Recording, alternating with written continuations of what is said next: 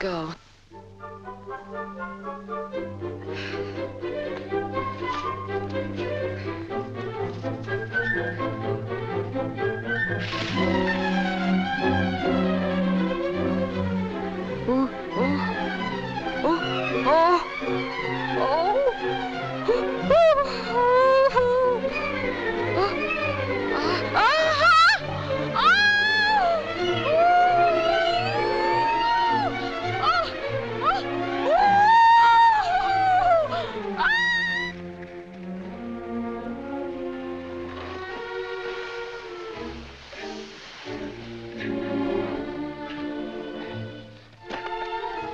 You'll be all right.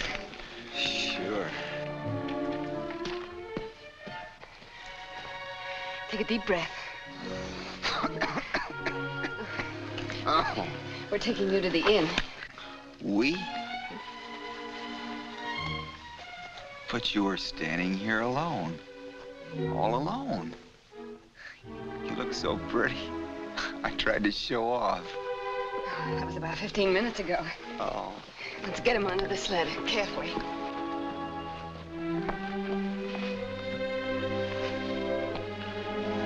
You're not pretty, you're beautiful. I think he hit his head.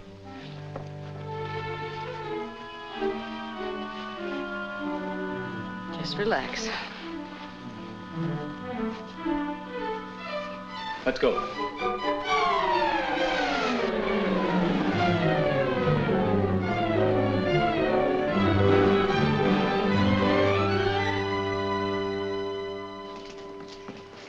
Business picking up. Mm-hmm.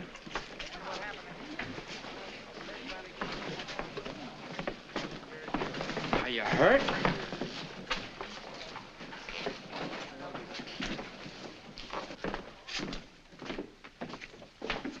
Mr. Kirk. Hi, Doc. Put him right here, and I'll take him over in a jiffy. That'll be all, thank you. You can go, Miss Green.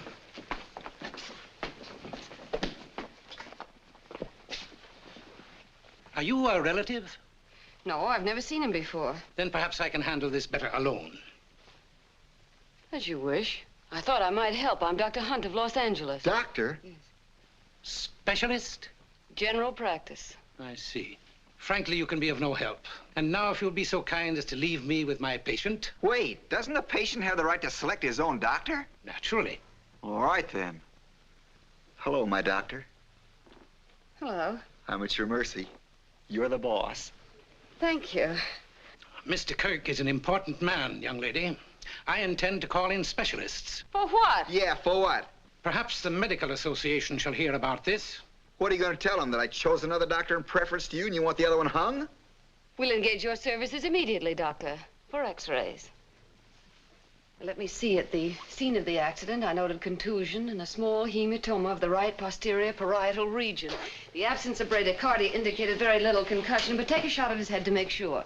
Now, there may be a pars fracture on the left and a crack in the tibia and fibula higher up, so we'll take shots of the whole leg.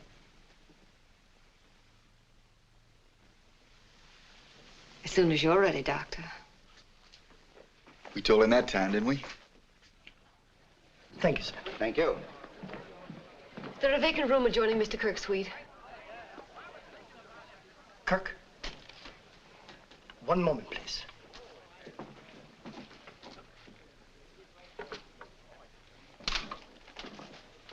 Yes, Miss Hunt. Is there a connecting door? Yes, Miss Hunt. Please have my things moved there right away. Yes, Miss Hunt. And have the connecting door unlocked. Miss Hunt. It isn't Miss, it's Doctor. I can only go by the register. Doctor. I came here for arrest and didn't wish to be on call for practice. Is that all right with you? I beg your pardon? And as a Girl Scout, I won 3 merit badges, but I don't mention it on hotel registers. Is that all right with you? I'll have your things moved immediately, Miss Doctor. Doctor. Thank you, Mr. Moto. Very funny. Housekeeper. Housekeeper! Doctor? Doctor? Doctor! Just a moment. What's the matter?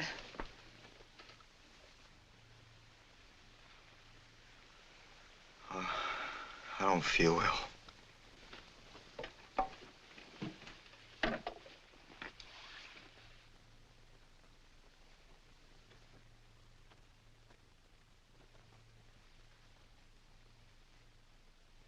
Well, your pulse is good. What seems to be the trouble? I was lonesome. Oh, I see. Mr. Kirk, this case has become very important to me because of the little argument I had with the hotel doctor. It's so important, I'll appreciate hearing about any new symptoms, except loneliness. Good night. You forgot something. What? You didn't take my temperature. Oh, don't be silly. You have no fever. I know this may be annoying to you, but after all, the doctor's first duty is to his patient. Check me, please. But you're wasting your time and mine. I'll bet you $50 against 15 minutes of your time I've got a fever. No fair feeling. Is it a bet? It's a bet.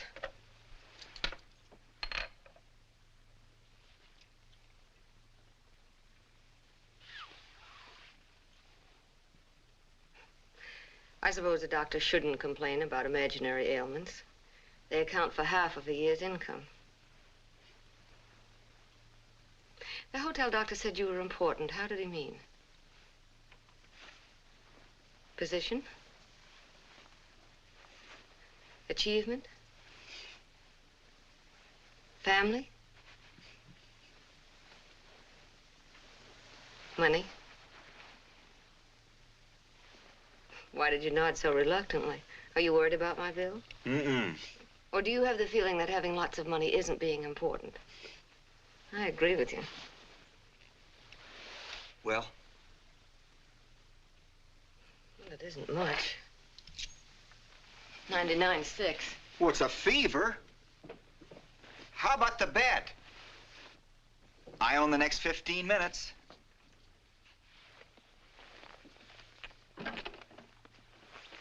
Open your mouth. Why? Open it. Ah. Ah. Ah. Ah. You seemed pretty certain about that fever, didn't you? Anybody knows a thing like that. I'd say that throat's been sore for several days. What would you say? Maybe. You had a fever this morning, too, didn't you? Well, Open your mouth.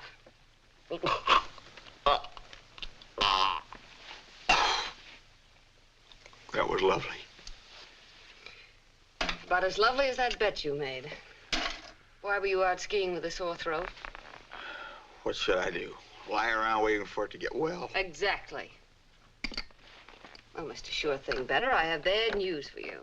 Your x-rays showed there are no fractures whatsoever. What's bad about that? Normally, you could be up and about by tomorrow, but now I'm going to keep you in bed until your throat is cleared. It's a pleasure, as long as you're taking care of me. I happen to be on a vacation. I'll check with you at night, but that's all. But you said my case meant a lot to you. It does, but anything I'm worried about would happen tonight. No, you don't know me. I'm liable to have a relapse 3 days from now while you're out having the time of your life. How's that going to look in the paper? Patient dies while doctor ski eyes. Isn't even good poetry. Where are you going? Bed. I told you I came here for a rest. But you lost a bet. Remember? All right. Time is yours.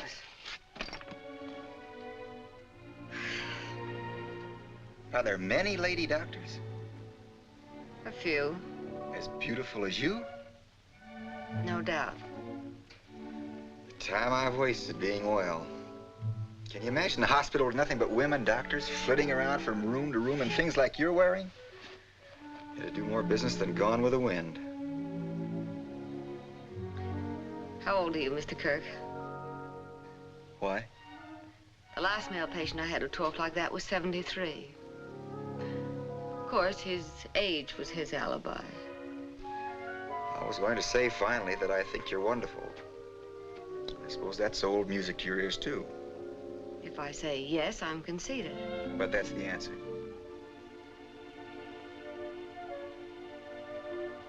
May I leave now, please? I'm very tired. Of course, I'm sorry.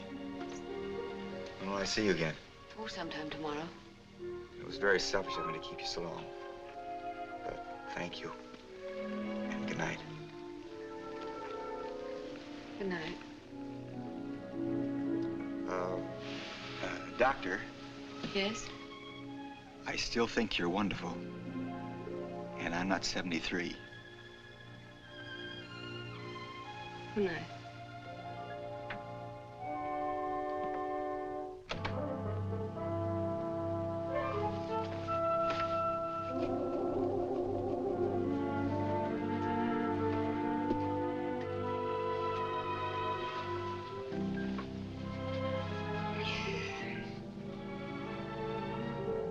That's right, he isn't 73.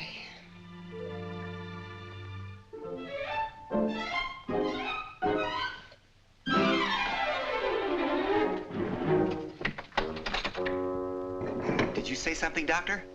No. Good night. Good night.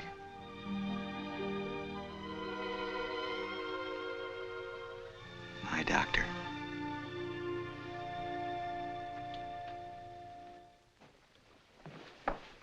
Oh, just a moment, please. Dr. Hunt. Yes? A gentleman to see you.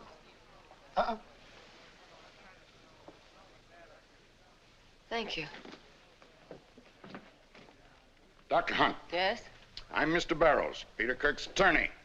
I see now why my client's been acting so strangely. Strangely? Of course, you know Mr. Kirk is able to afford the finest medical care money can buy. I've heard insinuations to that effect. I've checked your record and found that you've been in practice only 3 years. General practice at that. I'm quite willing to turn the case over to any physician Mr. Kirk may name. But he has already refused to see 3 of the finest specialists in Los Angeles. Why? Says he has a doctor. Then what am I to do? My client is quite impressionable, miss. Doctor? All right, doctor. To put it plainly, you appeal to him not as a doctor, but as a woman. How did you decide that? I have eyes, and I know my client. Dr. Hunt, as an ethical member of the medical profession, will you explain to Mr. Kirk that he needs more specialized attention than you were able to provide? No. Why not? Because Mr. Kirk's chief ailment right now is a sore throat. There are no broken bones, his head isn't cracked, and as long as he wants to be my patient, he'll be my patient. Furthermore, lawyer, what's your name? You better stop worrying about your client and consider yourself, because you're an incipient nephritic if I ever saw one. What's that? Well, you'll find out.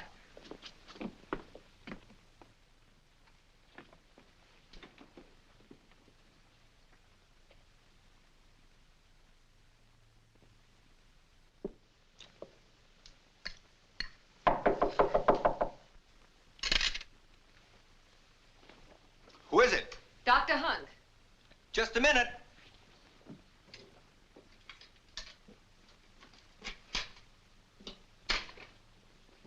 Come in.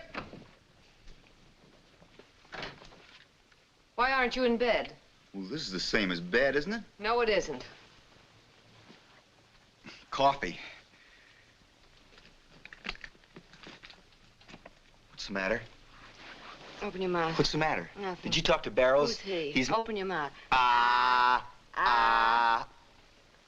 Mr. Barrows is my... Your throat is clearing nicely. You can help by having only liquids today and by gargling with salt water every hour or so. You'll still probably have a temperature, but that's to be expected. Apparently, there aren't going to be any after effects from your fall, so if you feel well tomorrow, get up and do anything you darn please. But if your Mr. Barrows decides that your financial position necessitates calling in 18 specialists with long beards, let him call, because I'm through with this case right now. So you did talk to That him? has nothing to do with it. You're well, and I have work to do back in town. Won't you stay? I'll be glad to pay you for your full time. That's exactly what I don't like about this case. Mr. Barrows announces that my ability is inferior to your bank book, and you seem to think my services can be bought by someone who doesn't need them. Mr. Kirk, you don't know the reputable practice of medicine, and you don't know me. I apologize. That was stupid. Well, I guess I should apologize, too. But I definitely don't like your Mr. Barrows. Forget him. Will you stay? I have to go back, honestly. Goodbye. I'm glad I was able to help you, and don't forget to gargle. Goodbye. I won't forget.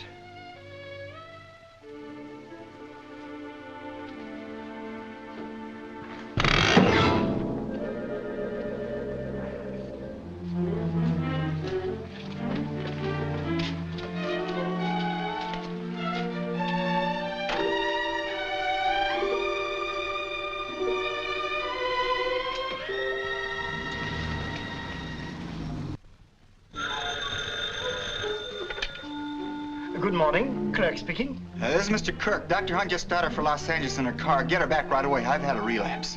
Yes, Mr. Clerk. Kirk. I'll send a car after immediately. Tell her I got up and something went wrong internally. It's very serious. Yes, Mr. Mr. Kirk. And I'll send the house doctor up right away. Keep that veterinarian in his kennel. This is something only Dr. Hunt understands. Get her. Yes, sir. Immediately, sir.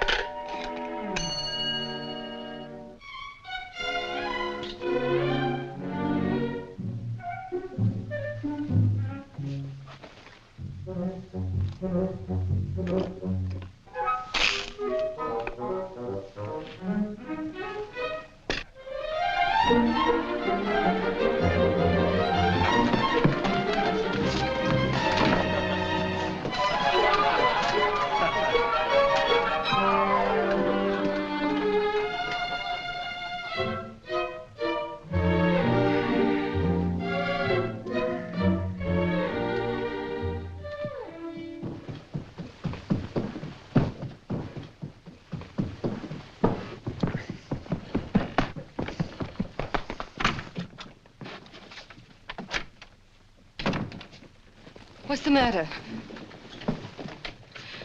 What happened? Where's the house doctor? Why isn't he here? She's sick. Are you in pain? Yes. Where? All over.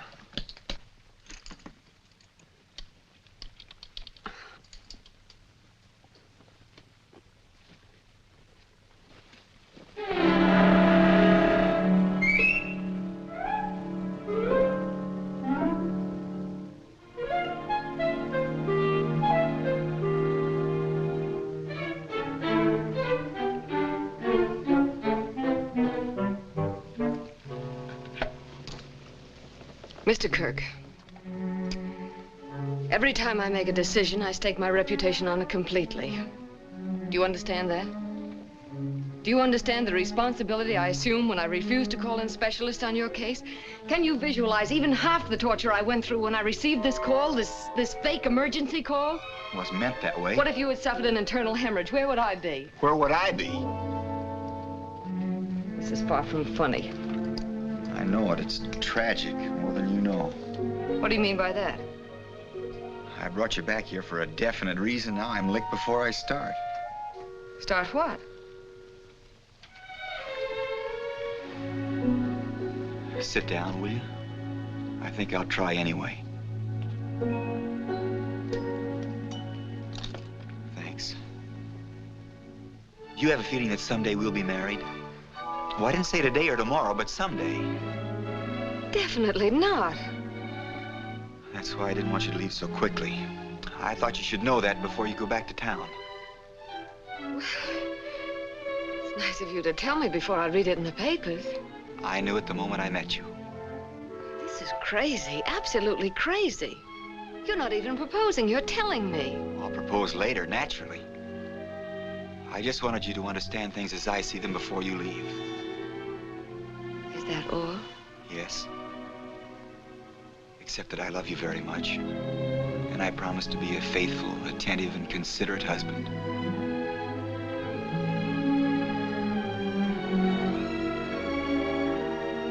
May I leave now? If you wish.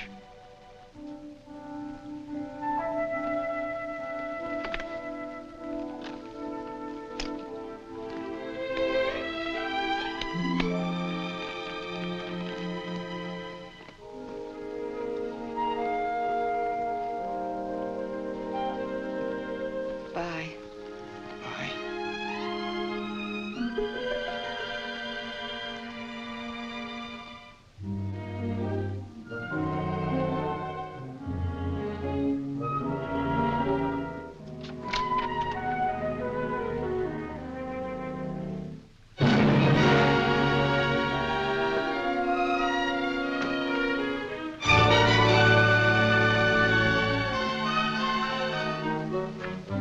Mr. Kirk, whatever type of women you've known is your business. But I can assure you that this sort of talk doesn't appeal to me at all. If I've done wrong, I apologize. You certainly have. You've made a childish attempt to sweep me off my feet with the most insincere line of emotionalism I've ever heard in my life. I told you I'm in love with you, and I meant it. It might have worked if I were a young girl with a piece of wedding cake under my pillow, but I'm a woman. A mature woman with a coldly clinical mind of a doctor.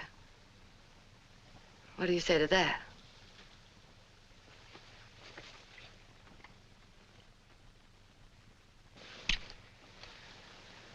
What do you say to that? Don't you see? This can't be. Marriage is for women who can create homes for their men and devote their lives to them. I can't do that. I've already signed over my future. I have to continue and practice. Sure, I understand. You realize that there isn't a moment of my life I can call my own? That my duty to my patients comes first? Even above my duty to a husband? I'm not worried. But think what it means, please. Think of being married to a woman who can never be sure the day was her own, or the night. Think of being at the mercy of calls from patients every hour of every day. You don't want that. Will you marry me?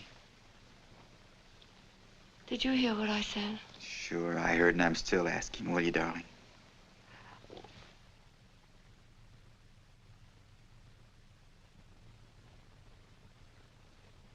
Well, I tried.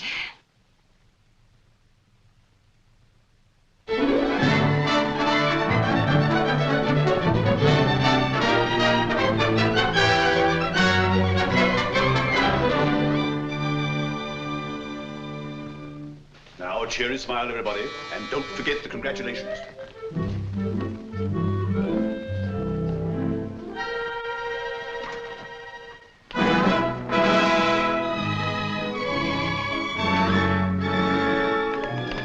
Congratulations.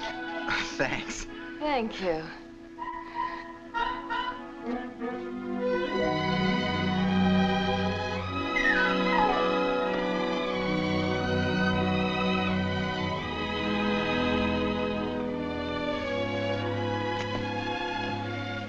Oh, here we are.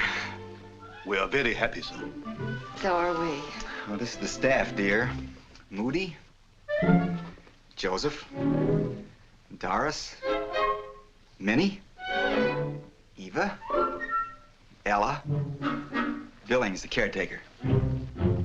The grounds look beautiful, Billings. Thank you, Mrs. Kirk. We'll have dinner at 8, Ella. Upstairs. Yes, Mr. Kirk. Now, Moody, if you'll get our things out of the car. Immediately, sir.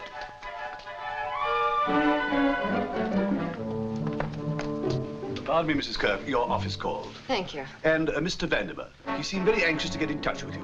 Thank you. How'd they get our number? I wired my office. Vandermeer, too? Oh, he probably got the number from the office.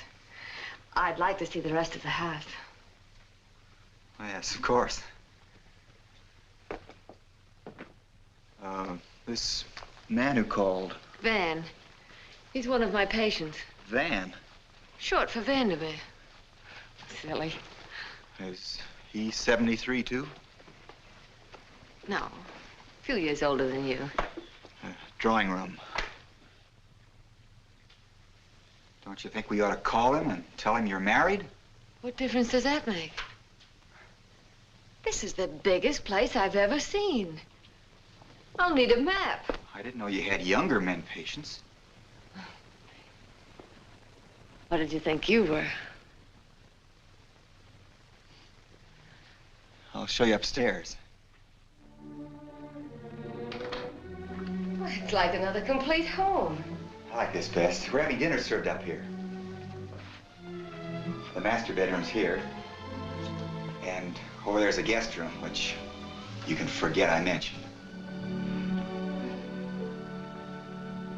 Don't it look romantic? I wonder if there's a moon out. What if there is? Are they supposed to hang out the window and look at it? Now, ladies, please, I'm perfectly able to set up this tray alone. Well, if you're so smart, where's the sugar? I was getting to it. Look at those dames. You'd think it was the first time anybody ever got married. Imagination's a wonderful thing, Joe. Without it, women would wither like prunes. that's beautiful, Billings. Nosy eating. Who put this here? Leave it there, or I'll pin your ears back. A red rose. That stands for love, doesn't it, Billings? How should I know? I don't dream 'em, I grow 'em. You should have seen the dinner. They had clear soup and crab salad, and white wine and squab, and tiny fresh peas and red wine, and the littlest hot biscuits you ever saw, with butter pats made like a bride and groom. Gee, first time looking at food ever made my heart skip. Moody says they got the phonograph on real low, with nothing but love songs. Nothing but love songs.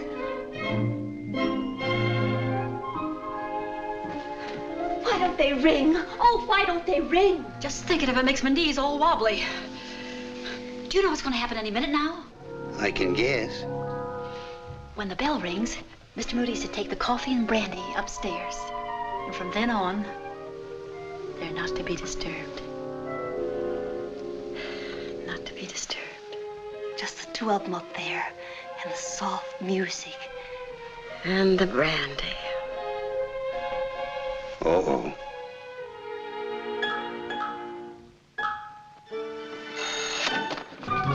Bill. I can't breathe.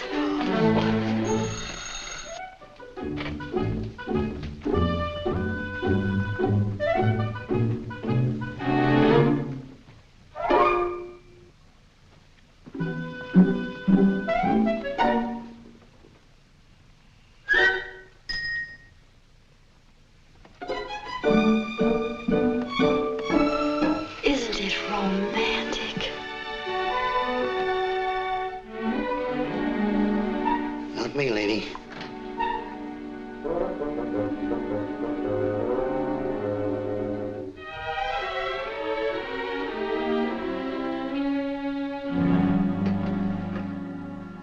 Didn't you ring, sir? Yes. Miss Kirk has just had an emergency call. She must leave immediately. No. Tonight? Someone is very ill. Tell Joseph to get the car ready right away. Poor Mr. Kirk.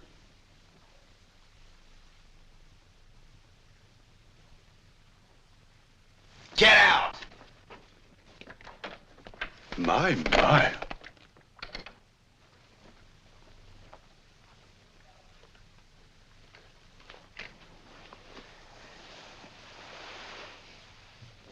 This is terrible, I know. But Mrs. Roberts is very ill. I have to go to her. You call her your friend and she has a heart attack.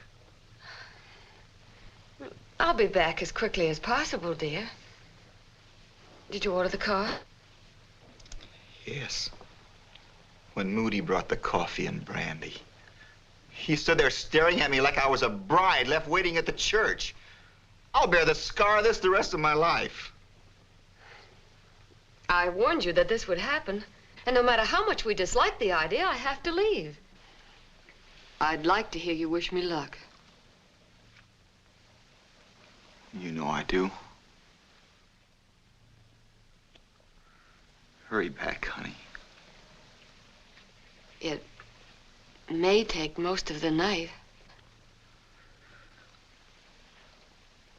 Oh, come on, smile. I'll be waiting.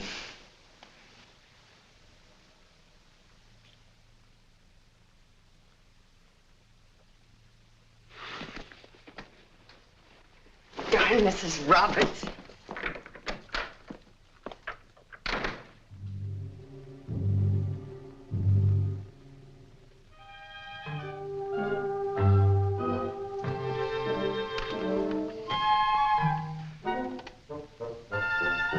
Hello, Superman.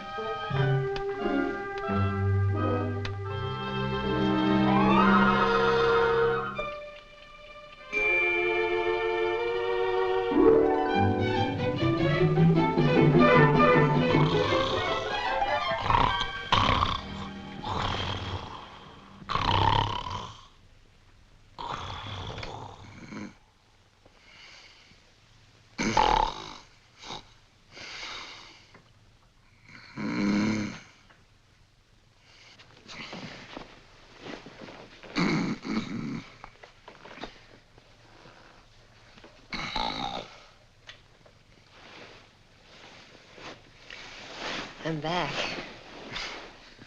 I was asleep. Yes. How's Miss Roberts? Oh, all right now. That's good.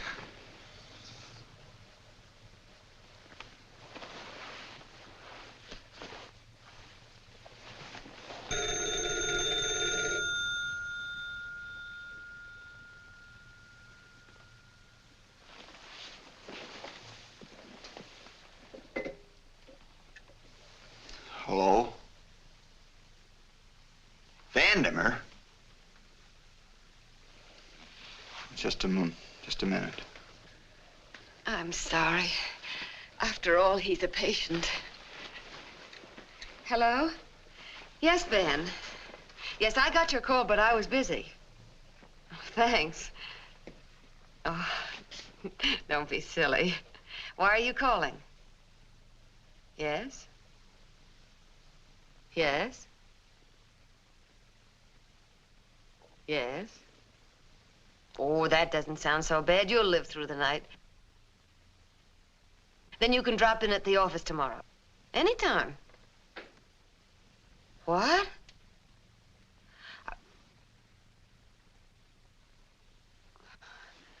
Oh, please, I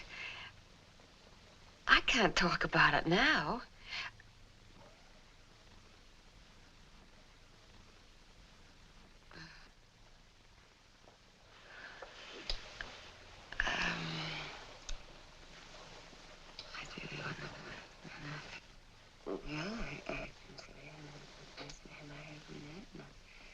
I think I'm very fortunate.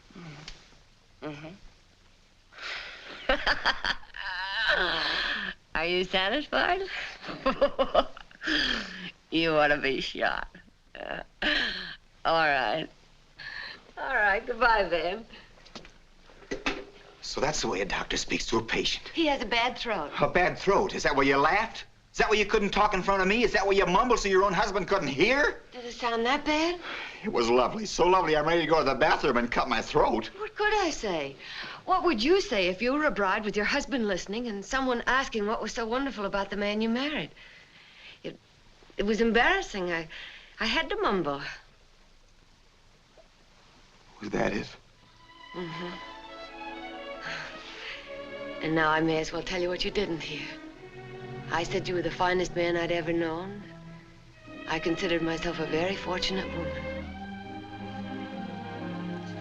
Darling, I'm a heel. Well, you aren't exactly making things easy. My wife, my own wife.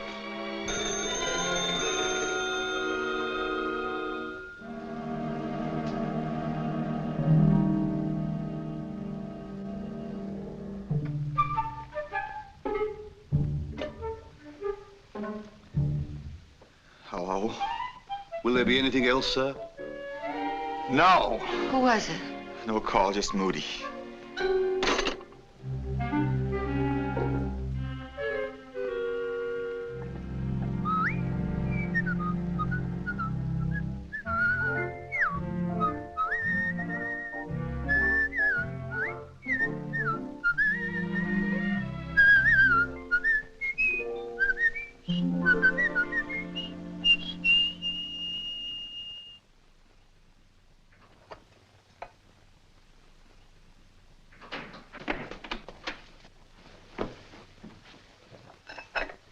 Good morning.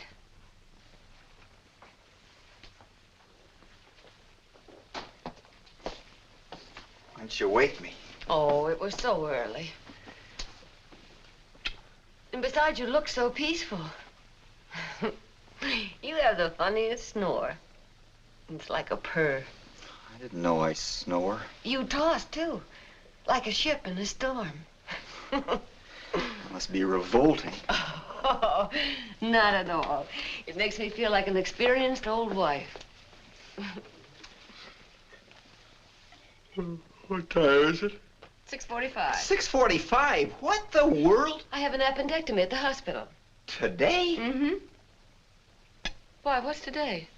The first day after our marriage? You mean you're going right back to work as though I don't even exist? Oh, don't say that. My patients need attention. Did it occur to you that your husband might appreciate a honeymoon? Even a little one? And so would I, dear. But you can neglect your practice just so long. And don't forget, I've just come back from a vacation. All right, I give up. Is she in a very bad way? Who? The lady with the appendix. The man. A man? Mm-hmm. Mr. Bellows. He's in advertising. You're telling me?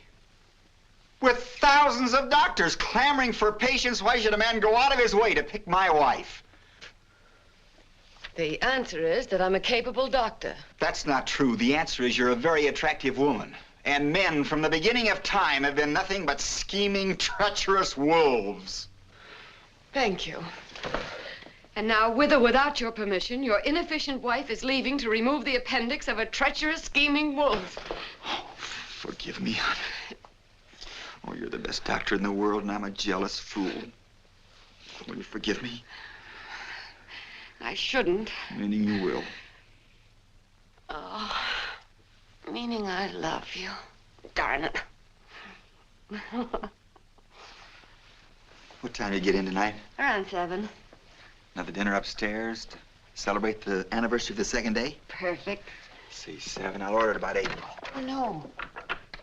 You stay here. The downstairs is as drafty as a cave.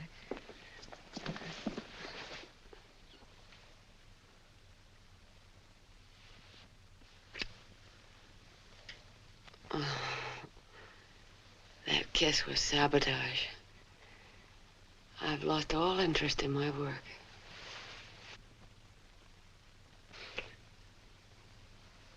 It could be that I was ill myself, unable to perform the operation. No, my first duty is to Mr. Bellows' appendix. Goodbye, dear. Till tonight.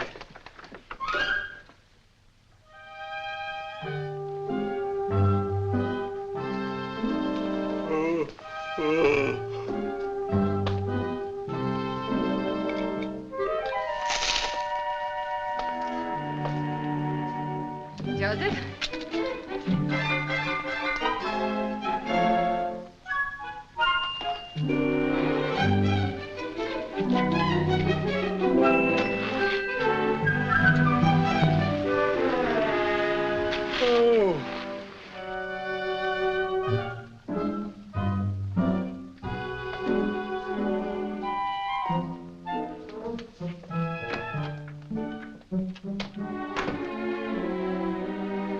Morning, sir. Hello, Moody. Well, sir, it looks like Mrs. Kirk caught us all napping this morning. I beg pardon, sir. I simply meant that cook was preparing something very nice just when Mrs. Kirk rang for breakfast. Oh. Would you be having breakfast, sir, now that you're up? I'm not having breakfast this morning. None, sir? If I were having breakfast, I'd have had it with Mrs. Kirk. Wouldn't I? Oh, but the doctor... Don't call her doctor. She's Mrs. Kirk. And the general custom is for the man to have breakfast with the wife if the man is eating. I'm not. Yes, Mr. Kirk. Pardon me, sir. Are you going back to bed? Will you tell me how on earth that possibly could be construed as any of your business? I was thinking about the call, sir. Shall I refer all the Mrs. Kirk's calls to her office, or take messages, or refer some of them to you, sir? Miss Kirk's calls are her own. I don't want any part of them. Yes, sir. Although you might let me know if Mr. Vandermeer calls again. He's already called, sir. This morning? 6:15, sir. The hospital called at 6, and Mrs. Kirk's assistant at 6:05. Was he ill? Oh, she's a lady, sir. I mean Vandermeer. I don't know, sir. He seemed frightfully cheery for that hour. What do you want? I never listen in, sir. Probably an appointment with the doctor. He already has one. No, really, sir? What What do you mean by that? By what, sir? Oh, never mind. Moody, do you realize you've irritated me continuously ever since you came into this room? I beg your pardon, sir, but actually it's the early hour. You're not used to it. I seriously recommend that you go back to bed, sir. I seriously recommend that you get out of here. Vandermeer knows men. I don't know what they think they...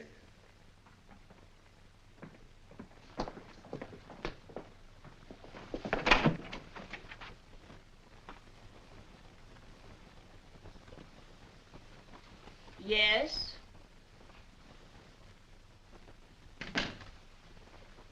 I'm the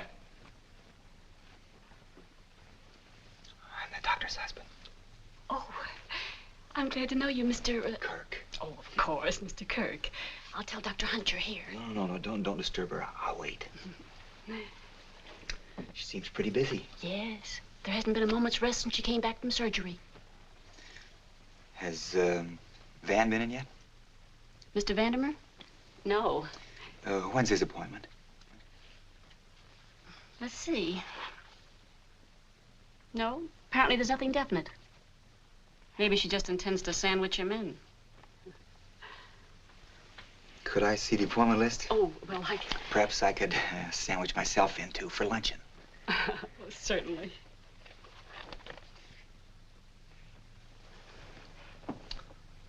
Maybe I can just wedge myself in between Mr. McCarthy and Mr. McKee. Quite a lot of men patients. Yeah, you know men.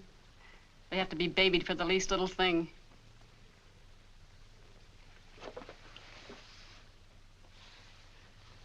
Is this Mr. Andrews in there now? Mr. Robert Andrews? Yes. Do you know him? Oily? Beg pardon? That's Mr. Andrews' nickname, Oily Andrews. He's quite a fellow. To hear him tell it, yeah. Would it be all right if I waited in her private office? Why, certainly.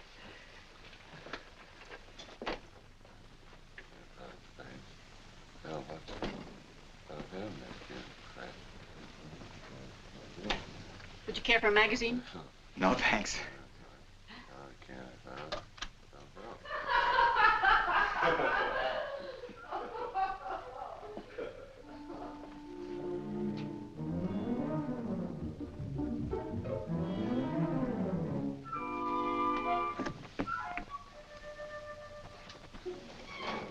The doctor may be some time. Should I let her know?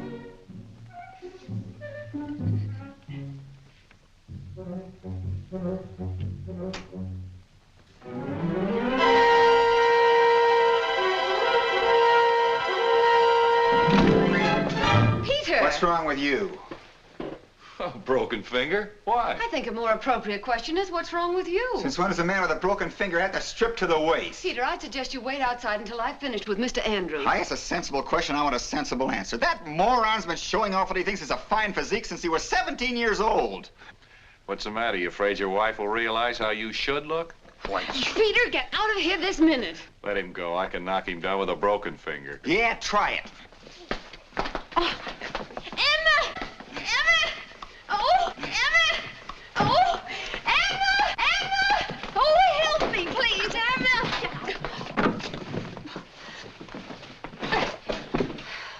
Well, what happened? That's all, Emma. Leave us alone, please. You sit right where you are until I come back. Do you understand? Do you understand? Yes.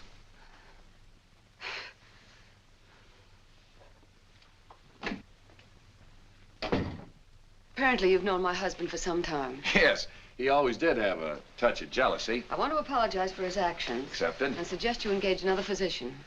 Well, don't you want to take care of me? Frankly, no. In view of what's happened, we'd better call it quits while you're still in pretty good health.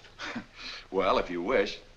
Do you mean you're going to let a jealous husband drive away all the patients he doesn't like? I'll handle this however I see fit, Mr. Andrews. Goodbye. Goodbye.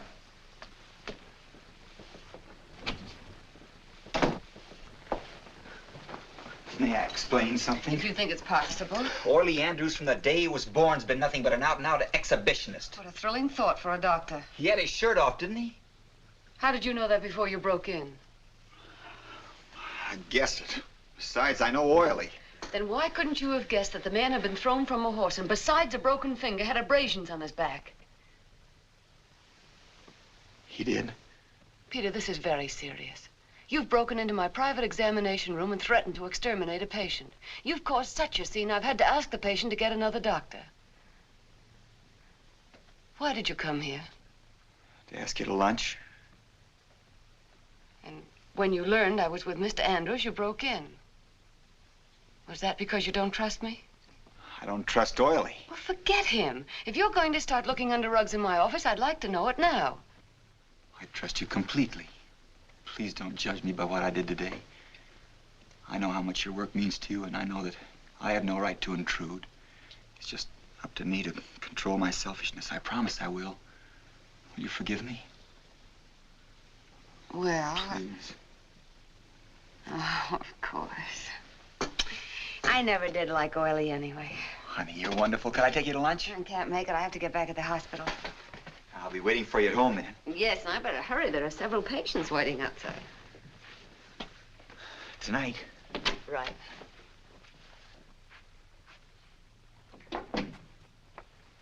Bye. Bye.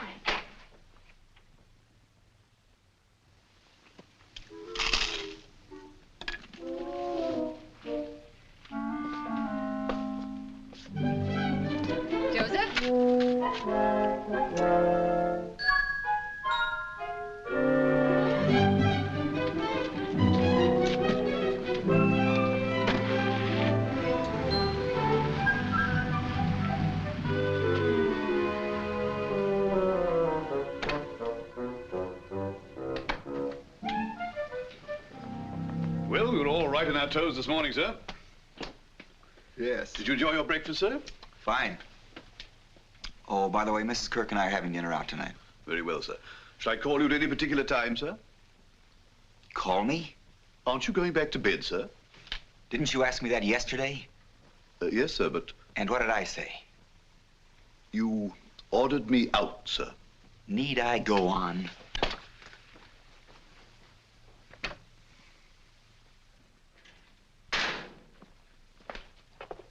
Mr. Kirk, what you doing up, sir? Good morning, Pierre. Where are all the golfers? Sleep, I guess. You mean I can't get a game? Well, sir, I'd say yes and no. Meaning what, Pierre? Meaning if you're anxious to play regardless. There's always Mr. Keckle. Uh-oh. Yeah, any of the golfers show up yet? Mr. Kirk is hooked. Well, Peter Kirk, congratulations, old man. Oh, Keckle, thanks. Where's the bride, on her honeymoon?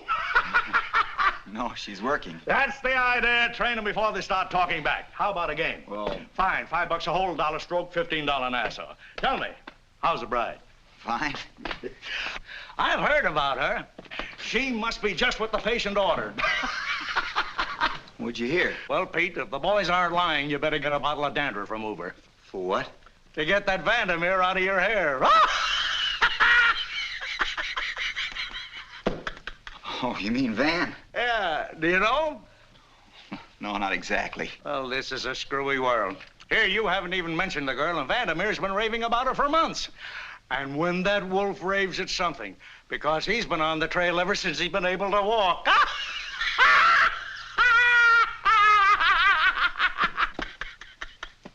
What kind of looking fellow is he? Well, we'll say if Flash Gordon was just a little gray at the temples. If that guy was anywhere near my wife, I'd lock her in the closet and swallow the key.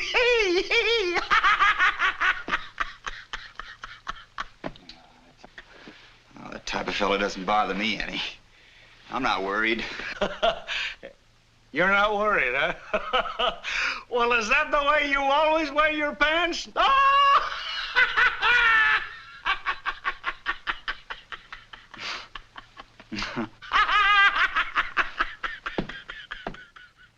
What did you do today? Nothing much, little golf. How's business? Business, or as usual. Many customers? You mean patients? About the same. Did Vandermeer come in today? No. Why? Well, I was just wondering. Is he what you'd call nice looking? I guess so. Do you know him very well? What did you hear today? Nothing. Oh, you've heard something, obviously. I'd better set you straight. Before I met you, Van asked me to marry him, and I said no. That's that, and that's all. You went that far? What do you mean? What's wrong with him? I mean, what are you treating him for? A fractured sacrum. Oh, how did it happen? He was skiing. Don't tell me he fell practically at your feet. He did. I thought I was being original. He had a multiple greenwood fracture, which requires several months of heat treatment. That's the only reason I still see him. I'm sorry. You know what's wrong with me? That jealousy again. Yes. You're jealous of the man I refused to marry, and you're the man I married. I know it's silly. Anyway, I feel better now. And so do I. You haven't told me where we're going tonight. Tony's. I hope you like it. I know I will. One more question. Fire away. Where's that place Vandermeer was hurt? The sacrum? The sacrum is between the lumbar and the coccygeal regions. Where's that? Back here. Let's go. It is!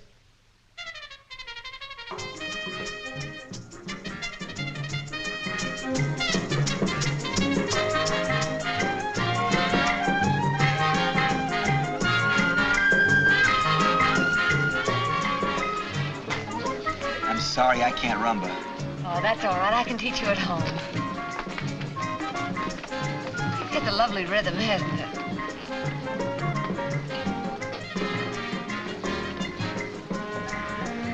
Helen! Hello! Who's that? Vandermeer. Where? Dancing with the blonde and white.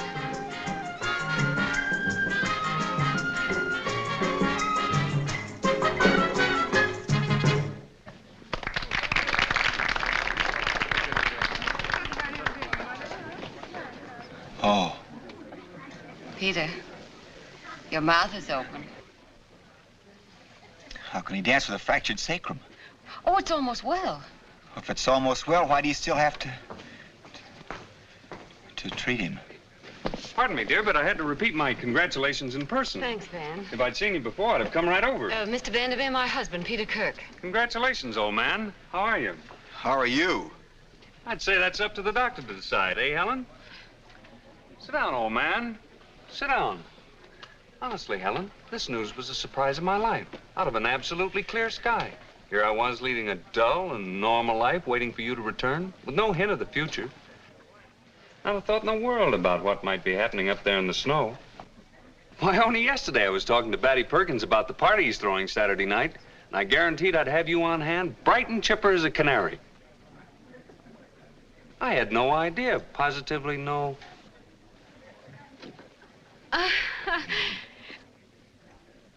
Well, it was rather sudden. Sudden? Well, I actually had theater tickets for the night you were to return. And that morning when I picked up the paper... Have you, known him long? Long? Oh, long enough. That's one for the book, Kirk. I asked your bride if she's known you long, and she says long enough. Oh, I didn't mean it that way at all. Of course you didn't. Can't a poor old bachelor have his joke? I'm resigned to the inevitable, Helen. Just a purely professional appointment now and then for bare consolation. I beg your pardon. Pardon me. That's quite all right. Excuse us, Van. My husband and I requested this number, and we'd better dance. Oh, certainly. I congratulate you again, and I'll see you tomorrow. Goodbye, Kirk. Lucky dog. Thanks. Privilege of man. No offense. A kiss for the bride.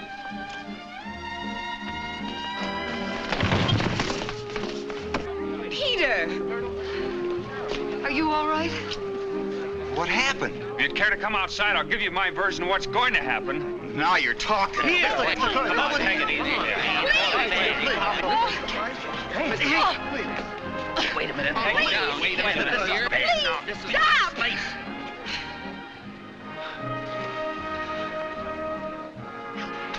I'll have to ask you to accept our apologies. As you wish. Oh, is it your back again? Yeah. We'll check tomorrow. What time? At 2. I'll see you then. Please take me home. I don't suppose there's anything I can say. Absolutely nothing. Check, sir. Thank you.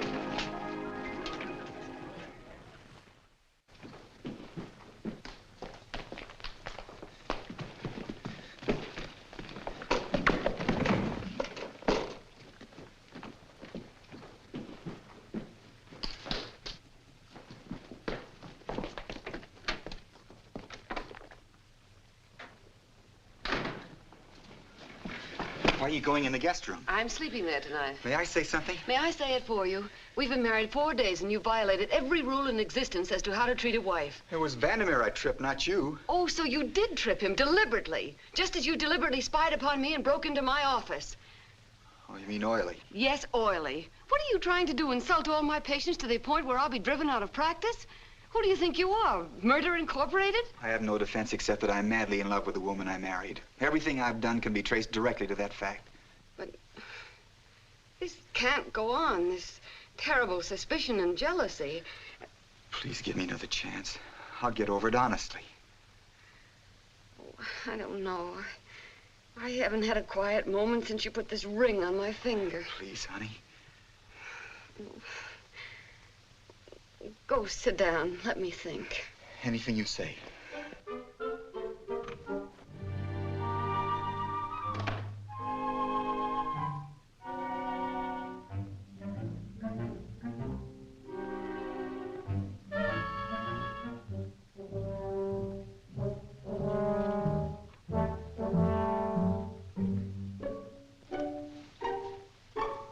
Peter. Come to bed.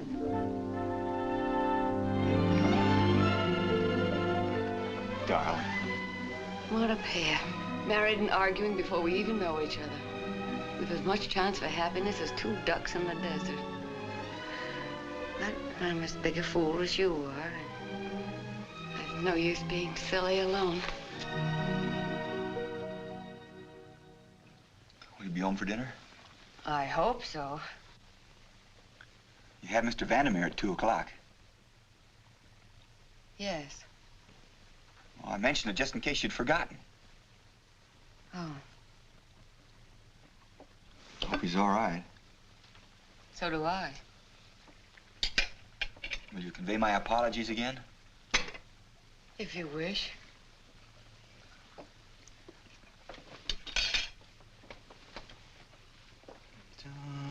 Dun, 2 o'clock. What? Did I say anything? Yes, you said dum-de-dum 2 o'clock. Did I? Oh, I must have been thinking of something. You're acting very strangely this morning. I shouldn't be. I'm the happiest man in the world. Oh, your mind's a million miles away. My mind's on you. That's why I'm happy.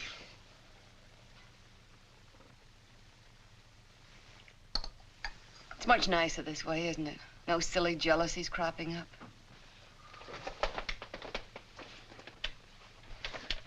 I love you, honey. At any hour you can name, I'll be thinking of you. 10 o'clock, 12, 2. Remember that in your office. Here at home, there's a husband who's thinking of you every hour of the day. 12 o'clock, 1, 2. You're worrying about nothing, dear. Me worrying? All right, I'll be thinking about you. At 12, 1, and 2. Darling. I'll have to hurry. Can I drive you to the office? Oh, no, thank you, darling. I'll see you tonight. Thank you.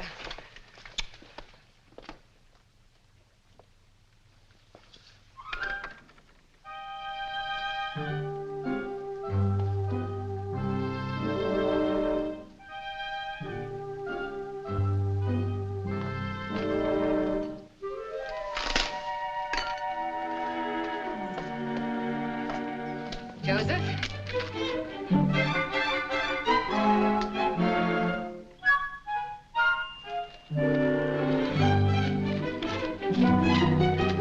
Thought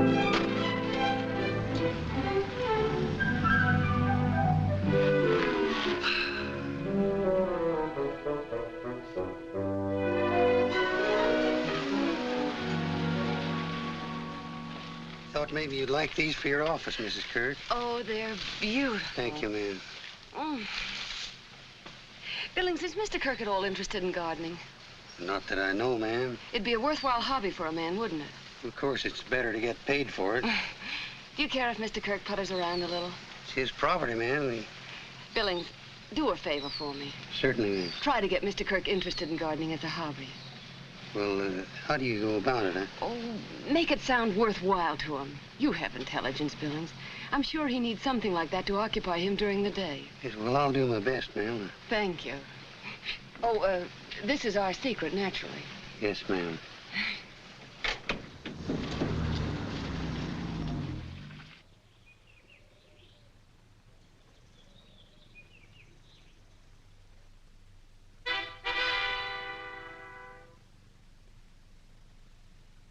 Good afternoon, sir. Oh, hello, Billings. Wonderful day, like spring. Spring? Have you ever thought of gardening as a hobby, sir? What brought that on? Sometimes I get a feeling, sir, that deep inside you're a man of the soil. I? Consider the ground, sir. What? The earth is a flirtatious woman. By her whims, man lives or dies. She feeds or she starves. She brings fortune or despair. And at the end, she takes all men alike to her bosom. All men alike. All men alike. It's a wonderful thing, sir, trying to outguess her. Take that tree over there. Last year, it had 53 peaches. This year, only 6. Why, sir? Why? Well, here's my answer. Somewhere there was another tree last year had 6 peaches, and this year has 53. The earth is a woman.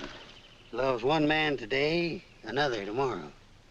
You think she'd appreciate having these flowers as decoration, but no. Again, she proves she's a woman at heart by showing a preference for weeds.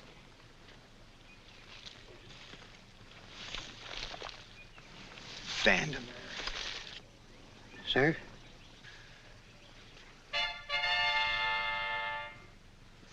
Where would man be if he didn't trust her, Billings? Where would he be if he didn't plant his little seeds of faith and hope?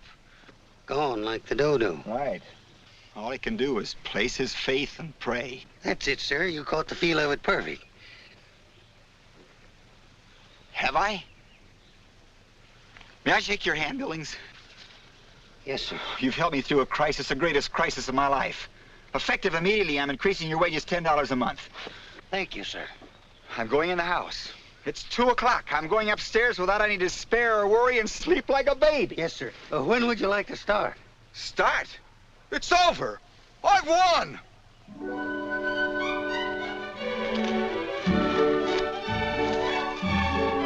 I've won! I don't know what I did, but it must have been good.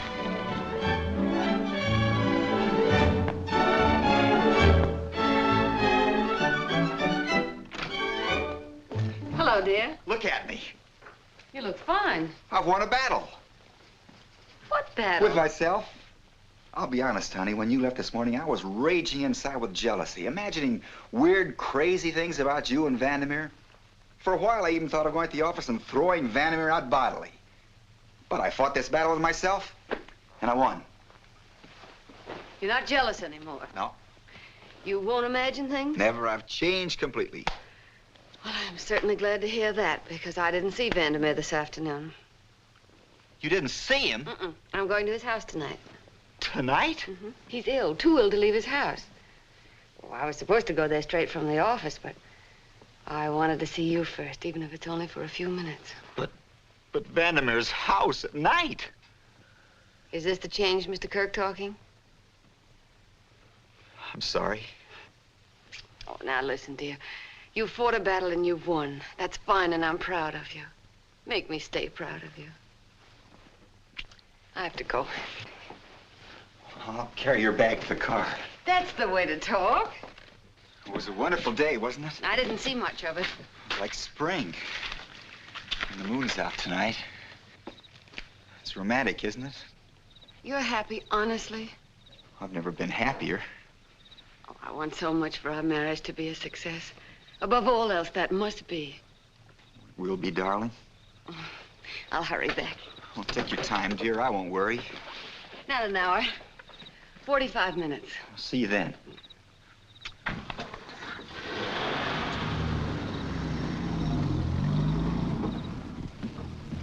Has she gone, sir? Again? Yeah, she had an emergency call. Dear me. And dinner, sir? Mrs. Kirk will be back by 8. She's only gone to Vandermeer's. Mr. Vandermeer? Why do you say it that way? It was a surprise, sir. I happened to see Mr. Vandermeer's cook at the market this morning, and she remarked that Mr. Vandermeer was in excellent health. She did? Was it an accident, sir? No. It's probably the flu. They say it hits you like a thunderbolt. Yes, sir. Oh, what are you waiting for? Beg your pardon, sir.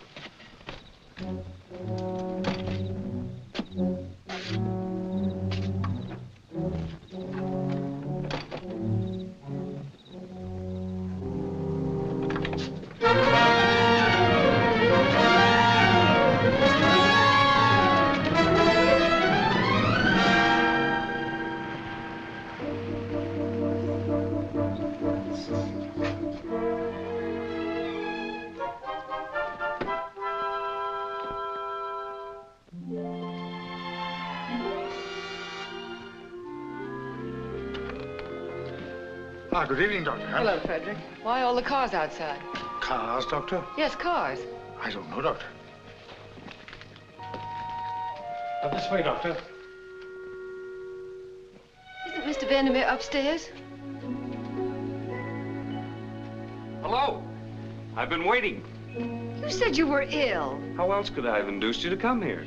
Van, of all the childish... Wait.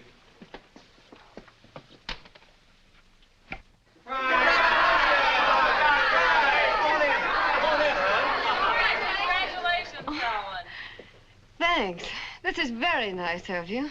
Well, come on in, have a drink. I will, as soon as I get my breath. I don't understand.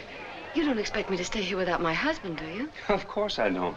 Frederick's calling him now. Oh. If I'd asked you both to come over together, you would have suspected something. Well, I didn't do so badly as it was. That was my fault. You know, this is quite a gesture on your part, Van. After all, you must have at least a vague idea how Peter feels about you. Oh, we were both a bit childish last night. I hope he and I will be very good friends before the evening's over. I know you will. Now let's get ready to greet the groom in the proper spirit.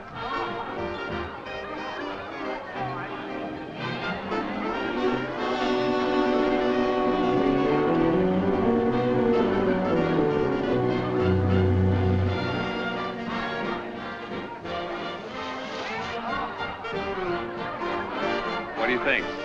Sacrilege, but it's good. Will you dance while we wait? Uh-huh.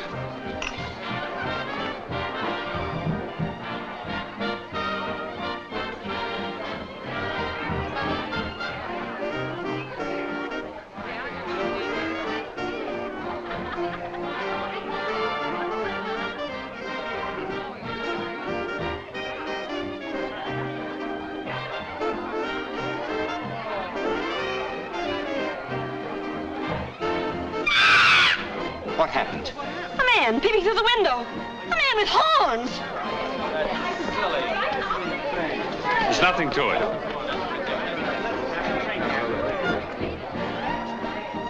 Ah! I tell you, I saw him right outside that... There he is! Peter! Oh. Stay where you are. Peter, stop! You're coming with me. Will you listen to me? And as for the rest of you and your host, you're a dirty bunch of tramps. Oh, you've gone crazy? Where's your car? There. Peter, Kirk, will you listen to me? Get in.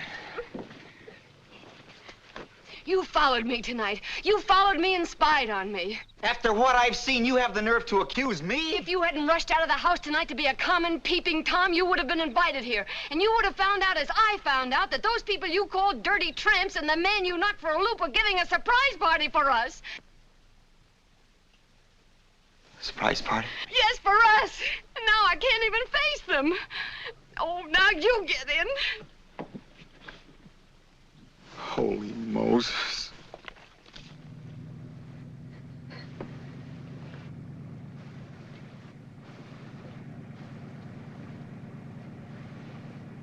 Take off those antlers before somebody takes a shot at you.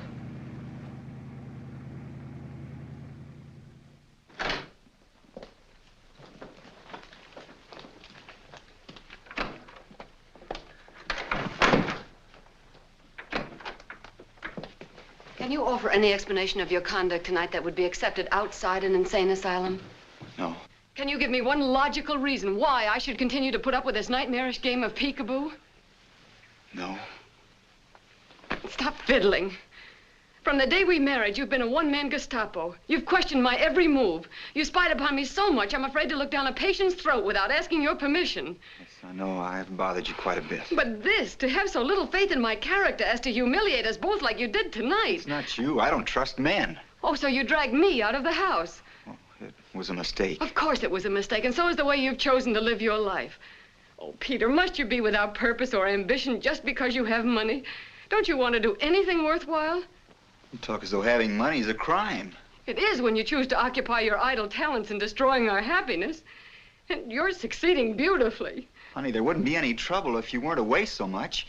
If you just agree that there's no need for you to work. We've discussed that. You know what my work means to me. I thought maybe... Maybe what? That I'd throw aside something I can do that's worthwhile and join you in doing nothing? No, thanks. I have to have a reason for being on Earth. I'm sorry. Much as I love you, Peter, we can't go on like this. But I'm in no mood to make a calm decision tonight. We'd better leave that till morning. Good night. Wait. I said good night, and tonight I don't mean perhaps.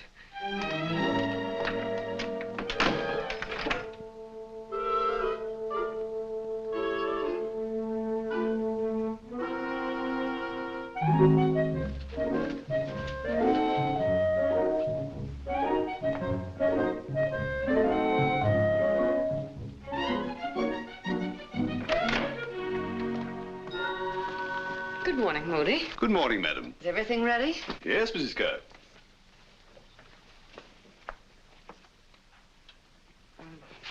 Mr. Kirk will be out in a moment. You may leave now. Very good, madam.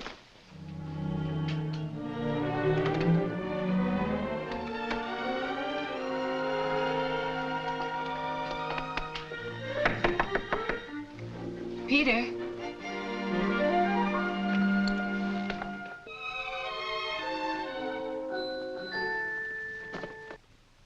Moody. Yes, Mrs. Kirk? Have you seen Mr. Kirk? He's gone. But, madam, you said... Never mind what I said. Have you seen him? You mean this morning? Yes, this morning. No, madam.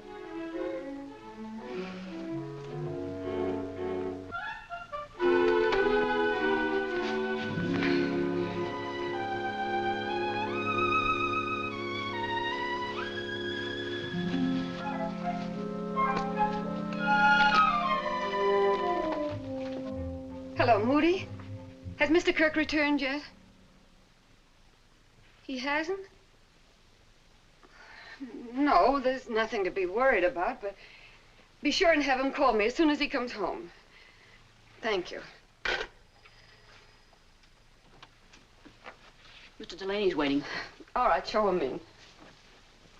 What's the matter? I've been worried about you all morning. Nothing. Oh, what's the use of lying? I tried to turn my husband into a saint overnight, and he walked out on me, and I'm going crazy. Now you know.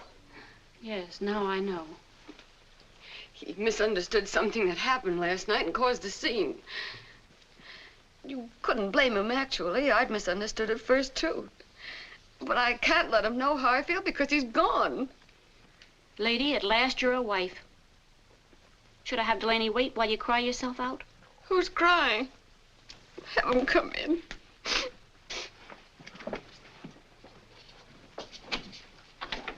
All right, Mr. Delaney. You can step in the other office. Oh, thank you. How do you do, Doctor?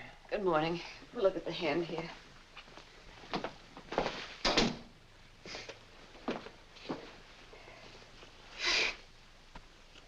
Do you have a cold? Cold? No. Was there much pain last night? Just a little. In my feet. Feet? Yes, they sort of tickled on the bottom. That has nothing to do with this. Mr. Kirk just called. Why didn't you put me on? I want to talk to him. Where is he? He couldn't wait. He was busy. Where is he? That's what I'm trying to tell you. You're to meet him in Hill's department store, counter 7, main floor, and you ask for Mr. Jenkins. Who's Mr. Jenkins? How should I know? We could have spared 1 minute to talk to me. Just 1 minute. Well, Emma, don't stand there. Help me. Oh, if I ever get my hands on him. Are you leaving, Doctor? What about me? Emma, put a new dressing on his hand. Sure. Oh, what shall I tell Mrs. Snyder? You have Mrs. Snyder at 12:30. Oh, hang Mrs. Snyder.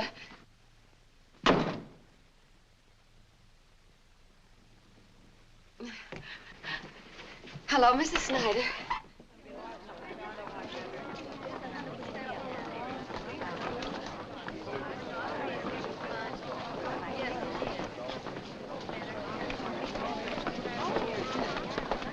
Pardon me, is this counter 7? Yes, ma'am. Is there a Mr. Jenkins here? Yeah, but he's out to lunch. Oh.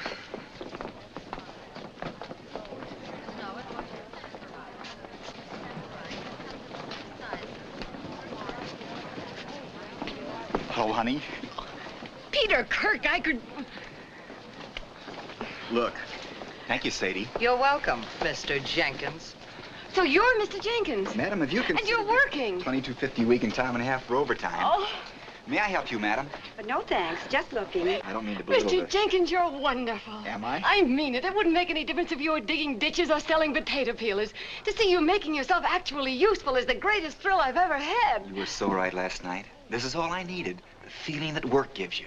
That you're important enough to be paid for doing something. It makes you want to do more, to better yourself. Already I've been complimented by the head of the department. It's quite a feeling. Oh, darling. Yes, Are these the 59-cent ties you advertised? yes, madam. They're terrible. Well, not to everyone. Or perhaps to a woman with exceptional taste. May I show you something else? All right. Have you found out yet? Is it him? Of course it's him. And that woman standing there is his wife. Don't you remember the picture in the paper? Her looking down his throat and him saying, ah? Yeah, that's right. Peter Kirk. He's got 10 million bucks if he's got a cent. A no good millionaire. Boy, this is right up my alley. Notice the quality of the red stripe, not blaring out as an individual bar, but blending softly and easily with the blue. Mm-hmm. This tie sells for $5. $5? In New York or Chicago, not here. During our sale, you may have this for $2.39. An imported tire we absolutely can't replace in stock. Well, would you wrap it as a gift? Certainly, madam. $2.39, 8 cents sales tax is $2.47. If you'll take this to counter 15 in the rear, they'll be more than happy to wrap it as a distinctive present. Thank you. Thank you, madam. How's that? Wonderful. Honey, about last night. Oh, forget last night. Today is a new start, and I'm going wacky over a handsome young tie salesman named Mr. Jenkins. You mean everything's all right? Oh, I'm no fool. Do you think I want to lose a man with the future you've got? Well, this is only the beginning. If you can sell a necktie, you can sell a piano. If you can sell a piano, you can sell anything. Mr. Jenkins, you're a man who's going places, and doggone it, I'm going with you. Darling. I'll see you tonight. You've got lipstick. That was my wife. You know how wives are.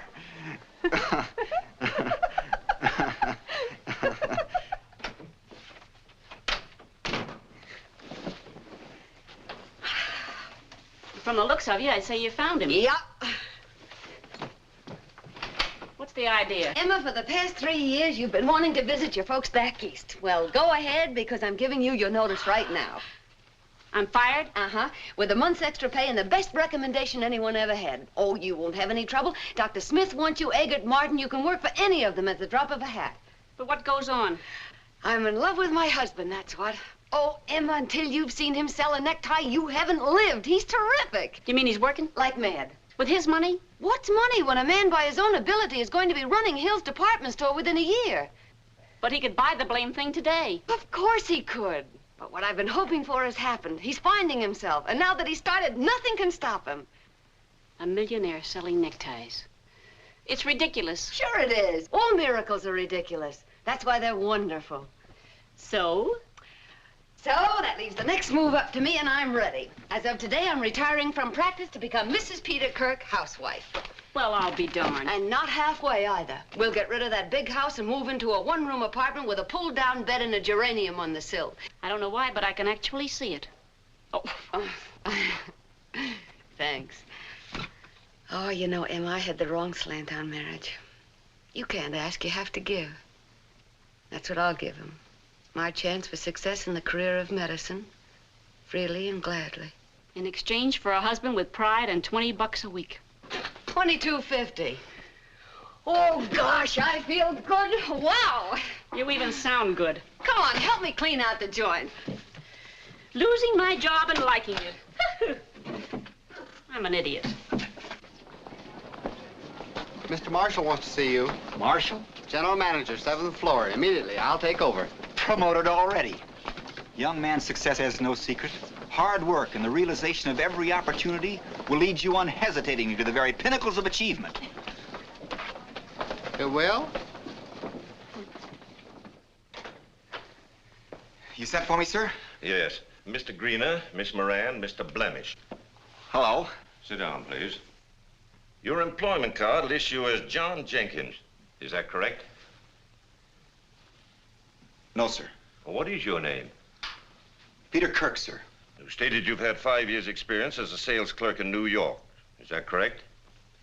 I lied, sir. To be fair, Mr. Kirk, I must tell you, I've already received a report commending your work from the head of your department. Well, thank you, sir.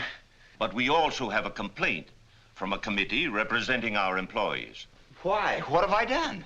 May I speak, sir? Go ahead, Blemish. Kirk, I represent the employees of this store that must work and earn a salary to feed themselves and their families. Our jobs are our lives.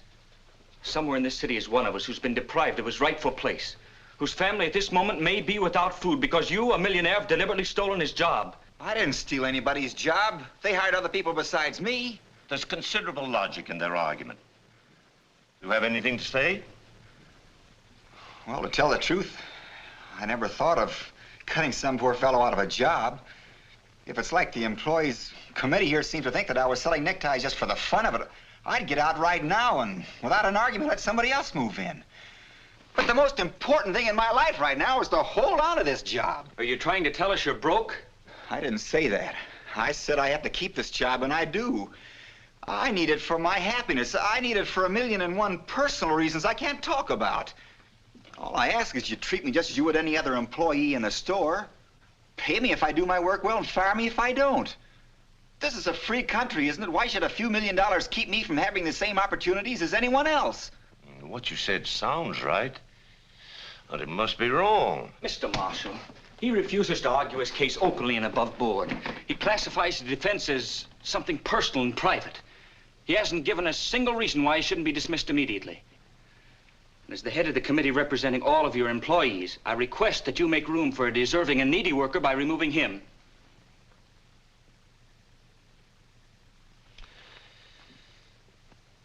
Mr. Kirk, my distasteful duty in a difficult situation is to order you discharged with additional salary, which will compensate for the usual notice.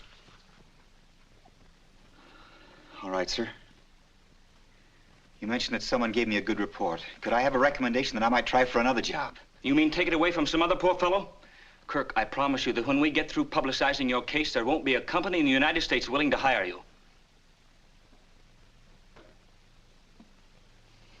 Well, I guess you're doing what you think is right.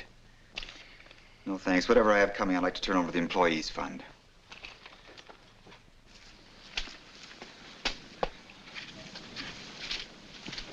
Anything wrong, sir? Wrong. The world is absolutely nuts. I wouldn't argue that point, sir. Here I am, an able-bodied man, and I want to work. Is there anything wrong with that? No, sir. So today I got a job, and I did my work well, and for the first time in my life, I felt like a good, substantial citizen. Then they fired me. They tell you why, sir? Because I don't need the money. Nobody gives a hoot whether I need the work. I don't need the money. You mean you need the work to sort of round out your life? It is my life. That job did everything for me. It changed my whole outlook. Made me ambitious. It gave me a reason for being on Earth. Saved my marriage. Oh, I've lost it. I see, sir. What can I do? I have to work and they won't let me. I might as well be a man without a country. I know what I'd do, sir. What? I mean, if I had the money, I'd admit that whoever fired me was right. I'd decide that a man with my bankroll shouldn't be taking jobs, I should be making them. And if I got busy doing something about it, I'd wind up being about the most useful and satisfied man in the world. Billings, from the bottom of my heart, I thank you. You're welcome, sir. For a bit there, I thought I'd overstepped my bounds. I want you to deliver a message to Mrs. Kirk when she comes home tonight. Tell her that even though I failed this first time, she mustn't lose faith in me. Tell her the next time she sees me, I'll be a man again with my place in the world. You're going away, sir? You started me right, but whatever I do, it has to be worked out without any help from anyone. Goodbye, Billings, and thanks again. Oh, pardon me, sir.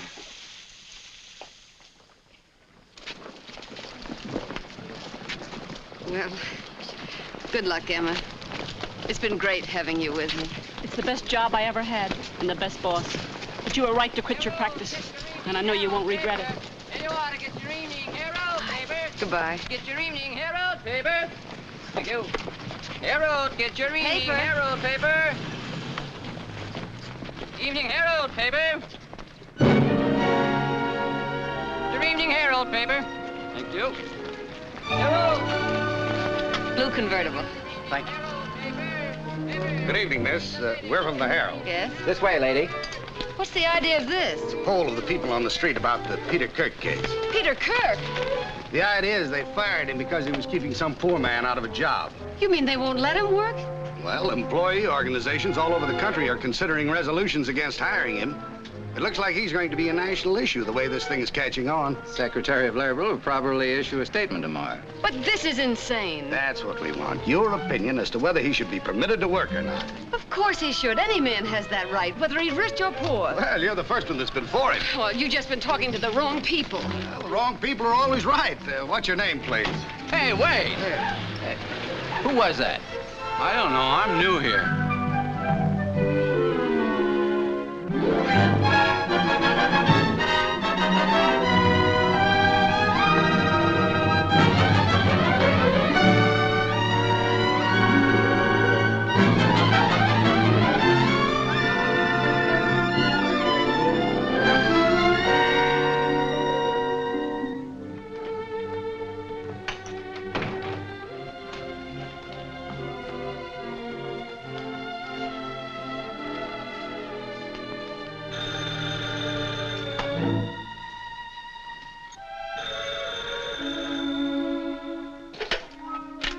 Hello?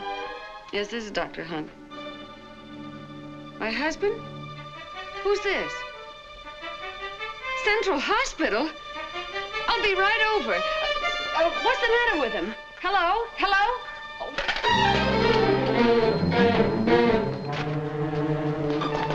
I'm Dr. Hunt. Yes, doctor. Dr. Hunt for Mr. Peter Kirk. First door to your right, Doctor.